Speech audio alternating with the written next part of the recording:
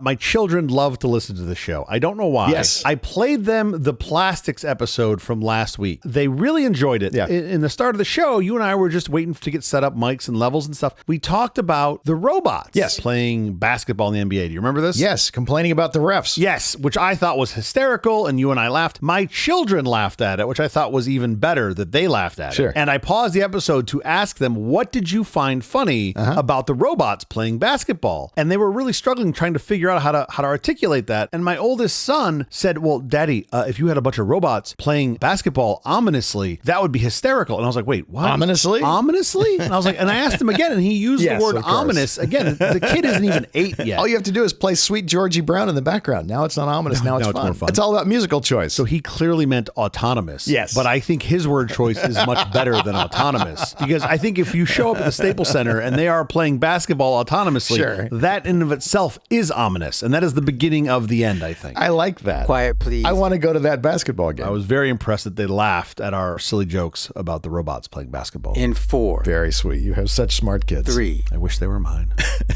2.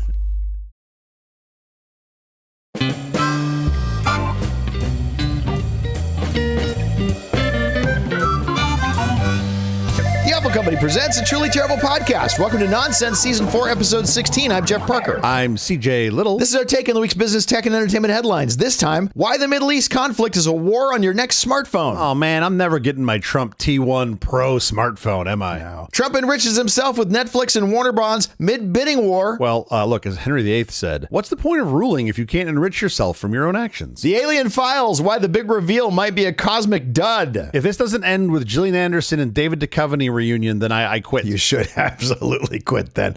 Also, our big story later this week is about winning the battle with AI for your job. This is super easy, folks. You just like when your cat jumps on your desk and like you want to get rid of it and you get like a little spray bottle and you just squirt it. Right. Just on your desk at your office, keep a little bottle of salt water. Sure. And every time somebody brings out the AI, you just spray it with the salt water until the magic smoke comes out. Yeah, and it's over.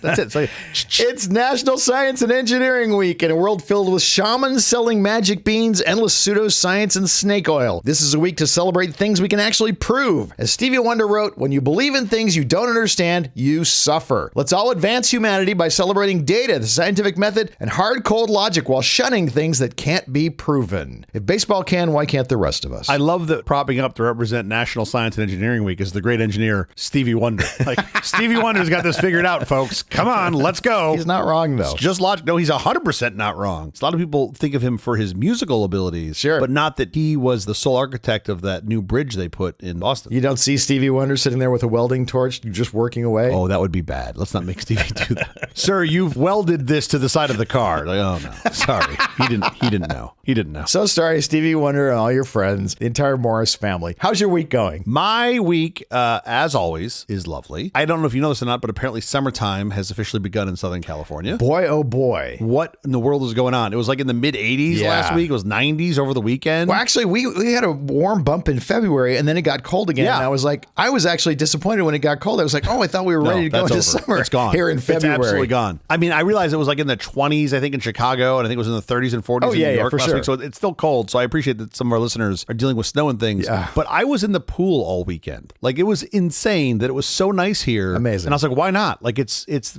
March. Let's just go for it. But your pool has a crack in it. Did you solve the crack? Oh, I wasn't in my pool. Water? No, my pool is where Benjamin Franklin goes for air baths. We don't. What? Yeah. Good old Benny Frank. No, we were fortunate. We were at a couple different friends' homes that have pools with water in them. My kids, they so don't put up with me anymore. I'm in the pool. I'm like, wow, guys, do you like this better than with all the water in it than our pool with the air? And they just look at me like I'm an idiot. I'm like, Daddy, put water in the pool. It's not funny, Dad. Yes, I'm already getting the 1,000-yard stare from my lovely bride about the pool. So we're gonna fill it back up with water. We're gonna get it fixed. We're gonna fill it up with water. We're gonna have a pool that hopefully holds water by the start of the real summer. It's going to be a good summer starting now. That's the hope. That is the plan. Yeah. We'll see. How about you? How's your week? Great, except for the fact that the LA Marathon happened. And I just hate the LA Marathon because invariably I have to be somewhere in this city. Just run there. And all the streets are shut down. So is there any way we can get rid of the LA Marathon? I'm not going to run. That's the thing of LA you want to get rid of. I'm not going to run to the Mamba Center. All the things in LA you can complain about, you want to get rid of the marathon. That's the thing. Keep the crime. Keep the lack of police. Keep the crazy traffic. The marathon marathon has got to go. That's a bridge too far. You know what? The problem really is it's this marathon running that happens once a year for like literally 4 hours. It's not 4 hours. That I can't. They 6 hours. Close the streets at 2 a.m. and it's closed all the way until like 4:30 the next day. It's crazy. I used to live at the 25th mile marker of the marathon when I lived in LA years ago. Yeah. And a very good friend of mine who's listening to this show would run the marathon. And I'd say, hey, what do you want? Like, I'll be there at the 25 mile mark cheering you on. What do you want? And he'd always be like, a beer. And I'd be like, seriously? And he'd be like, oh, really? Really? Because he wanted the carbs. And he's like, so I'd be sitting there literally with a beer. Yeah. And then just to be a smartass, I would make millionaire's bacon. And I would just eat millionaire's bacon, watching these people run their hearts out. And then I'd hand him a cold beer when he came running by. And it was quite a lot of fun. And then I'd meet him afterwards. It would end in Santa Monica. We'd meet afterwards for a beer at the King's Head, which was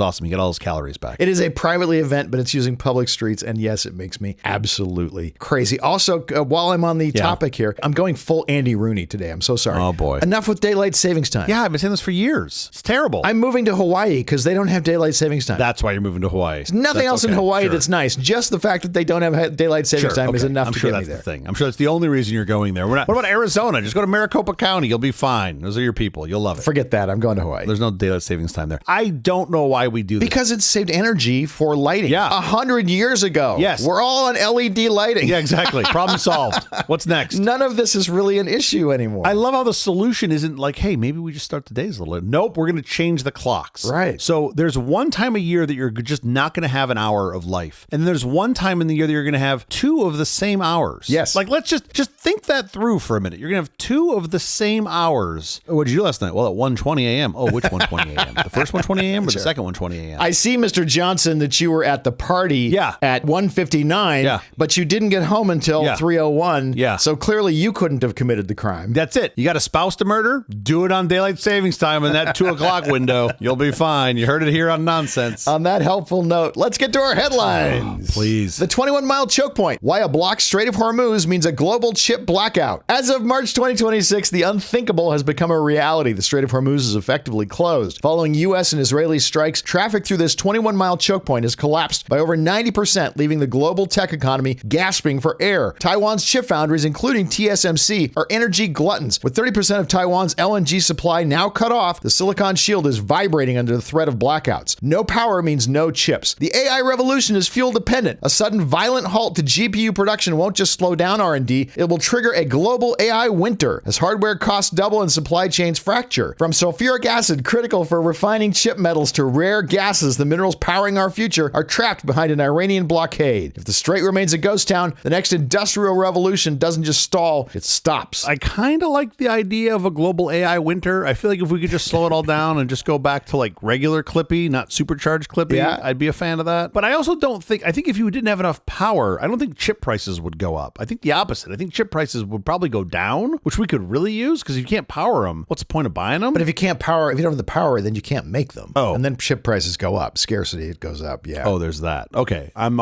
against the global AI winter now, because they can't get any more.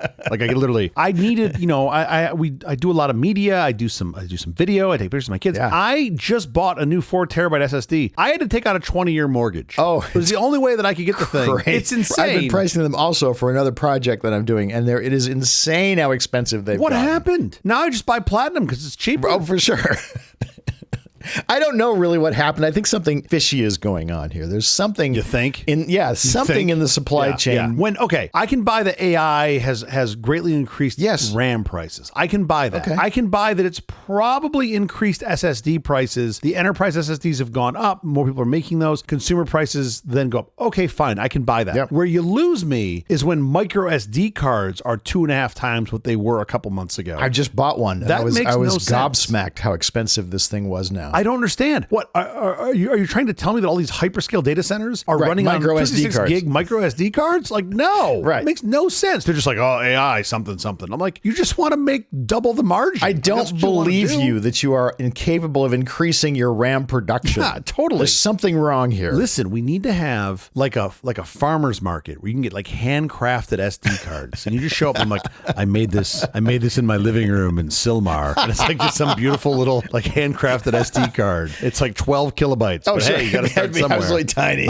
Here's part of my problem with this story is that most countries have reserves for this sort of energy. Yes. So they can last another at least 6 months or so. Depends on the country, but yes. But you're presuming the Strait of Hormuz will be closed for 6 months. There's actually, it may be. You don't know. You just don't know. Trump is saying that this war is going to last 4 to 5 weeks, as we discussed. Yeah, that was a week ago, by the way. This is a part of the world where they measure wars in millennia. So just more specificity on that. So we think, roughly speaking, the EU probably has about 4 months of reserves. Yeah. So like, okay, that's a happy place. But that's not, we were talking about the chips because we're nerds. The chip people, so this is like Korea and Taiwan, we think they might only have about 2 months worth of reserves. Sure. So it's not nearly as much. You could be in trouble quickly. Yeah, for sure. So that's not great. Now, we're still well below the price spike that we saw when Russia invaded Ukraine a couple of years ago in 2022. Sure. We're still, like, we're roughly speaking, we're at about a sixth of where the price went when that happened. So we're still well behind some of the shocks we've seen previously, but we're not done yet. And that's part of the problem. The ship Iron Maiden. Oh, yeah, this is great. Which is a Marshall Islands flagged cargo ship. Yeah. Changed its identity. They have this little radio beacon thing that blasts out their identity. The AIS, exactly. And they switched theirs as they go into the Strait of Hormuz. They switch theirs so that it says China owned, China owner, China owner. Yeah, China owner. Nothing to see here. We're fine. We're one of the good guys. Don't sink us. And they pass right through without any problem. Yes. Yeah, that was like just a couple days ago. It was like on the like March 5th. Like certainly after the strait was closed. So I love that story. I love that they like changed the beacon to say and just pass right through. By the way, most Chinese ships are completely unwilling to do that because just that's a lucky guy who got through does not mean the rest of you are going to get through. Yeah. There was another ship. Now remember, these are giant, like these are not nimble vessels. No, they go very slowly. They're huge slugs. Yeah, they go very slowly. So there was this one of these tankers, giant ship, was going through the strait. This is a true story. Last week, turned off its transponder right before it got to the strait. Just turned it off. And then magically 7 hours later, turned it back on the other side of the strait. And I'm like, what were you like? So instead of saying China owner, they just took the David Copperfield route and they're just like, voila. Were they traveling at night and there's just no other way to see them? I'm assuming they turned the lights off and they just, but like it's a giant lumbering barge. So are the Iranians just watching like ships on their app? Like, oh, well, look, he just disappeared. No chip. I guess he sank. He's fine. And then he appears on the other side. It's like, gotcha, bitch. And he just goes away. What? I don't understand. Also, by the way, not great if everybody does that because sort of like with our ADS-B beacons that we've come to rely upon for air travel, granted air travel's in 3 dimensions and ship travel for the most part in 2 dimensions, but like still you rely on that to make sure you don't ram into other ships. Of course. Everybody starts going through the strait under the cover of darkness. Well, the thing is nobody's going through the strait, so you pretty much have it to yourself. Yeah, but I mean, come on. When the dude in the tanker's like, hey, watch this. And then the next guy's like, all right, hold my beer. And he's going to turn them off. Sure. Like, it's crazy. It's essentially like he's turning off his headlights while he goes through the pass. Yes, it's exactly what he's doing. It's exactly. He's like, CHP's never going to see me now. And he's like, I don't think that's going to work the way that you want. It did in their case. Yeah. No, they got away with it. The other thing I feel like we would be remiss to not point out here is that, okay, so these countries are talking about fossil fuel dependency, and that's what they need to get out of this. That's what's going through the strait, right? Sure. It's LNG. It's liquid natural gas. Yes, it's crude. It's crude. What's nuts about this, though, is like we're at the point now, we crossed over in 2024 where it is now cheaper to make renewable energy than fossil fuels. You got to install it, though. That requires a little bit of time. I get that. I understand that, of course. But like my point being, how much more shock to your system do you need to get you off than this? To be like, maybe, and we talked about sovereign AI a couple of weeks ago. Sovereign power is a very important component if you want to be sovereign with your compute. Yeah. Let's focus on that, folks. Like, why can't every country make their own power? Like, that's one of the things you probably need less. They can. They just need to do it. They just need to get off the dime and do it. They just need to do it. Yeah. So maybe this is part, and we did get that bump in 2022 when Ukraine was invaded. So hopefully we see more of that here with the strait closed. So this could be a short maneuver for Iran, but it's going to take a while. A big part of why even Chinese ships are unwilling to risk going through the Strait of Hormuz right now is because Lloyd's of London has canceled all war risk insurance for the entire region on effective March 5th. Never a good sign. Yeah, so without insurance, most of those ships are technically sailing naked against hundreds of millions of dollars in liability. I mean, insurance companies are always happy to collect your premiums, right? So when they're like, oh yeah, no, then that basically basically means like certain death. That's basically what that means. Like, there's no chance. This is gonna be interesting to see how this plays out. This war needs to not last 5 minutes. This war needs to actually end in 4 to 5 weeks. Sure. The other thing that's worth noting is China is going to be likely the hardest hit because they import something like 40% of their oil, LNG, and 30% of their LNG. So of course, they have a tremendous dependency on this. It'll be curious. I'm assuming Iran is playing this card mainly to drag China in somehow. No, Iran is saying to them the Chinese ships can pass freely. Just you turn on the China, but eventually they're going to learn everybody's turning on Chinese own to their beacons. So it was kind of a dumb idea, but they literally have said, what a terrible idea. You Chinese ships are free to go. We're not going to stop you. So there's like a Dutch boat in there, and he's like, all right, change the beacon, fry up some dumplings, open the windows, let's go. We're going to fake them out. Like, what? This isn't going to work. Drop a few chopsticks behind us as we go. Totally.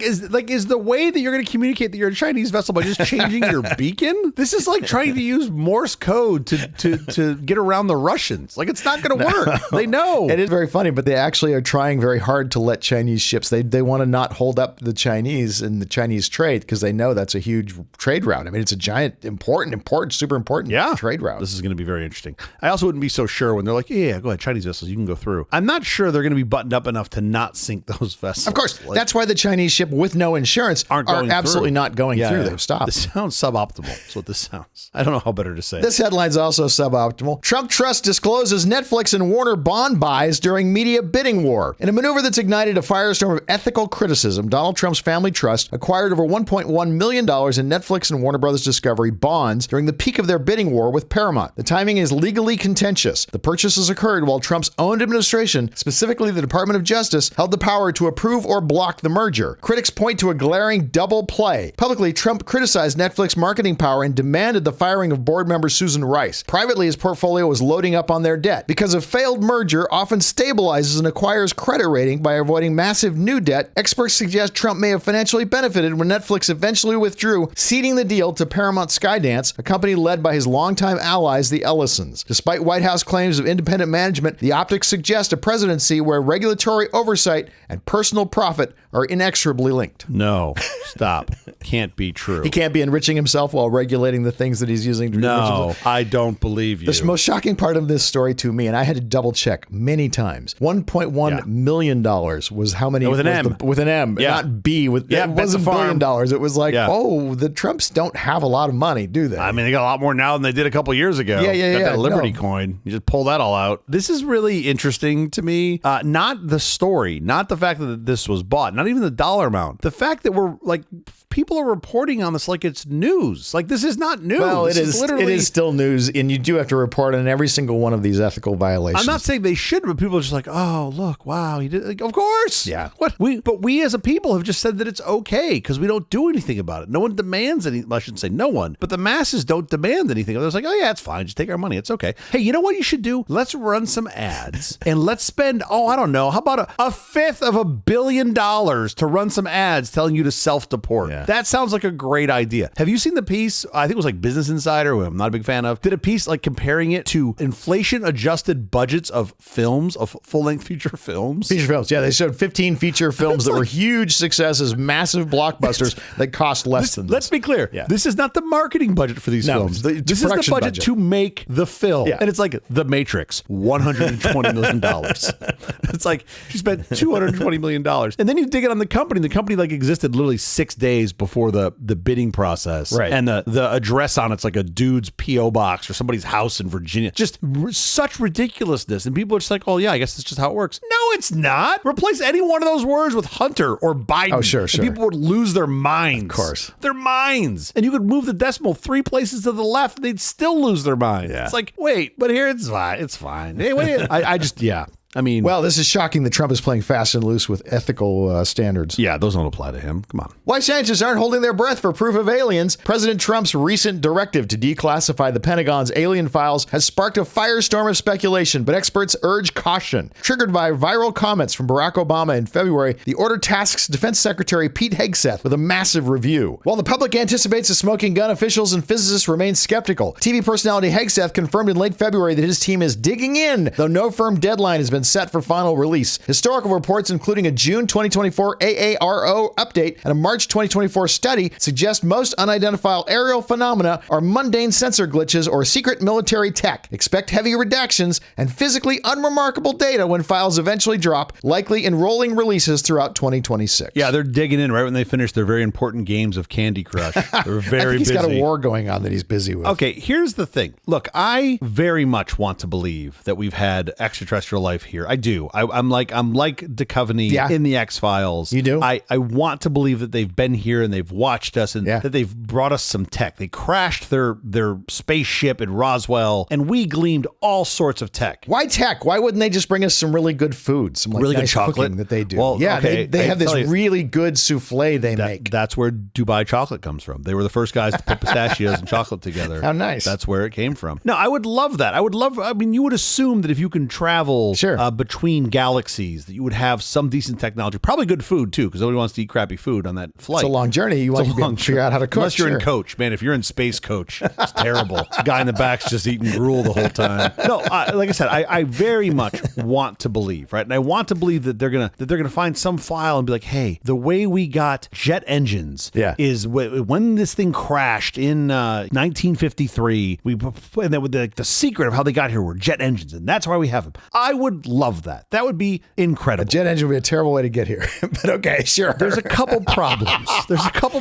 With this. Number one, it's just not true. No, not even close. Number two, you know what doesn't work well in space? Jet engines, yes. Jet engines that ram air in. Okay, so the point is that particular example wasn't from that. Like, that's not what they would have brought us. And if they would have brought us something, they being the aliens, would have brought us something, you would have seen this gigantic jump in science and technology. And we haven't really seen that. What we've seen is exactly what science does. Incremental improvements year over year by really smart people that stand on the shoulders of giants and go, oh, you did that. Okay, I'm going to do this with my career. That's what we've seen. Sure. And by being like, oh, the airplane is all alien technology, you're doing a disservice to the thousands or tens of thousands of engineers that worked and made who have created this thing. Of course. How I feel like it's kind of like if I were to run up to, Buzz Aldrin and be like, hey, you didn't land on the moon. You were in a Hollywood back. He just punches you in the face, right? That's what happens. And I think if you said the same thing to the guy that, worked on the DC-9 for 30 years or whatever, he has good reason to punch you in the throat. He's got good reason to punch you in the face because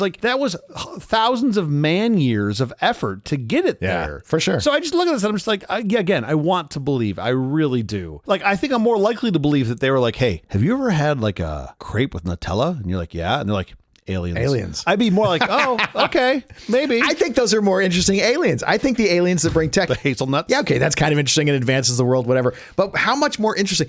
Have you tried this muffin? This is aliens brought. This is why this is so good. I want to be clear here that if tomorrow there were some extraterrestrial life that crashed to Earth and they came out and instead of them presenting like tech that would allow you to hover like in Back to the Future, instead they were like, we brought you a multi-grain muffin, I would be the first guy to try it. I'd be like, yeah, let's go. Right, of course. Like hey, we figured out how to do barbecue better. And I was like, okay, those fighting words, but let's go. Let's go. Let's see what you got. Like before I start throwing spears. Even semi-tech like bridges. You guys make bridges this way? Oh no, what you ought to do is make them this way and just reinvent the way that we do like staircases. Oh, that's a great staircase, but no, have you thought about doing it this way? God, bridges. I love it. I love you. I love them being like, look, we've got a way where you can float this bridge. You can go for miles. Yeah, you're gonna like this so much better. And you're like, well, what's the bad news? The bad news is once you're done painting it, you got to start again at the other end. And you're like, you haven't solved that problem? And then you're in the background being like, well, it's technically not true. And they're like, okay, kill that guy. It's like Mars Attacks with a little laser. Like they just shoot you first. I would like to believe that the aliens have come. They have landed. Yeah. They were all dogs. They have become our overlords because we feed them, we take care of them, we brush them, we do all the work. Yeah. They are our overlords. I think they have landed. They're just poodles. Yeah, they're all. No, it'd be the one that requires the most work is the one. It would be like a chow, like something that has like a lot of hair. Oh yeah, constantly. Yeah. And they're like, well, what are you gonna do? What do you gotta? I attack bears. You gotta brush me. I tell you what I'm gonna do. I'm gonna fly to Earth, and they're all gonna just take care of me forevermore. This is what my plan is. They've been kicked out of 12 other galaxies. They make so much hair. They just try to map where the chows are. They're like, oh, they're all currently in the Milky Way. That's where they're currently residing. And blue tongues, get out. Blue tongues, exactly. That could explain. Look, you're piecing this together. This is sounding pretty good. Yeah, no, I think I got a good theory here. So I really love the idea, and as a student of a little bit of science fiction and a lot of science, I love the idea. Yeah, for sure. It's just not true. It's just not even the thing. close. Like, imagine we would not be making flying cars out of 4 alternating direction revolving propellers. Like, we'd be making them out of magic. Like, we don't have magic. What we have are propellers. Right. We have the Wright brothers turned 90 degrees. That's what we have. That's it. Like, I'm sorry to like let the air out of the balloon, but that's it. There were already people before the Wright brothers who had turned the engine 90 degrees. Yes. They just didn't have enough of them working in sync. Da Vinci, literally hundreds of years 100%. earlier, did it. The Wright brothers were like, well, how about we turn it around, Orville? They're like, okay. And they did. That's it. What if it turns out the aliens came and they're the ones who gave us the technology of redactions so that we could never find out that they came? Okay, you know what? To be fair, having used Adobe Acrobat, it is terrible UX. So that probably could be from them. It could have come from aliens because it's horrible. They just do redaction. That's really That's what they brought us. They're like, well, we released all the files. Like, they're redacted. You're like, exactly. They don't need the Men in Black device that erases your memory. Redaction. No, Yeah. this will do redactions. This is great. It's like we were never here. I also love them, like, there being a joint press conference with the aliens, and like, yeah, we brought you the technology, and you're like, what technology? Like, they're like pop rocks. They're like, we brought you pop rocks, and you're like, well, that actually checks out because that technology nobody knows how it works. It's like there's one guy, candies that made little popping noises. You came trillions of miles. This is what you brought. Well, that's how they get here. They put the pop rocks in the back of the ship. Oh, we didn't realize it was ship fuel this whole time. We thought it was a candy. That's it. I love that they're just like, this is the secret to intergalactical travel. And you're like, they taste great. And they're like, you are a bunch of fat pigs. What are you doing eating You're our a bunch fuel? of idiots. You're eating our fuel. I can't get home now. Forget nuclear power and solar power. It's the pop rocks you want, you idiot. Oh my God. That's it. That's what it is. This whole time it's right under our nose. I also wonder, okay, so if these aliens are going to be so gracious to bring us some future technology or future to us, what are we going to give them in return? Like, we're like, oh, are you guys familiar with lard? Like, what? Like, here's lard. Like, what's the thing? Like, what represent? Like, is there some like music? Like, do you like NSYNC? Like, we're gonna give you like NSYNC CDs. Like, what's the thing we're gonna give them? They're like junkyard pickers. They go around the galaxy trying to find stuff. They just come back and they're like, well, they gave us some beads. We went there. There was nothing there. Sorry. We gave them some pop rocks and they ate them. That's exactly it. That's exactly it. The aliens have been here. They brought us the pop rocks. The dude who brought them here went back, and on his report, he was like, no intelligent life there. Yep, no intelligent life. We looked everywhere. Nothing. We got close with some of the dogs, but nothing else. Everything else is just handed them the invaluable pop rocks and they ate them. Good news, bad news. Good news, there's no smart life in the solar system. Bad news, 1/3 of our fuel supply is now being consumed on the planet. By children. By children. Are they going to be superpowers? Probably not. I think they all have ADHD now. They're going to be overweight and they're going to be ADHD. I think we gave them the diabetes. Exactly. If you're worried about being attacked by the people on Earth, you don't have to worry. It's not going to happen. Pop rocks. Who knew this episode was going to come down to pop rocks? Okay, enough with the headlines. In fact, enough with the episode. We have to get out of here. Special thanks to our floor director, Ryan King. Back off the pop rocks, Ryan. We'll be back later this week with the death of today's worker, how to exist in an AI workplace. Until then, thank you for listening to all this nonsense. I'm Jeff Parker. I'm CJ Little. What if that works on the aliens? Do you think saltwater works on them? Don't squirt the aliens. They got the pop rocks. Who knows what other candy treats they have that they could bring us? We've got a big bag of pop. I'll pour them out right here. Squirt me again.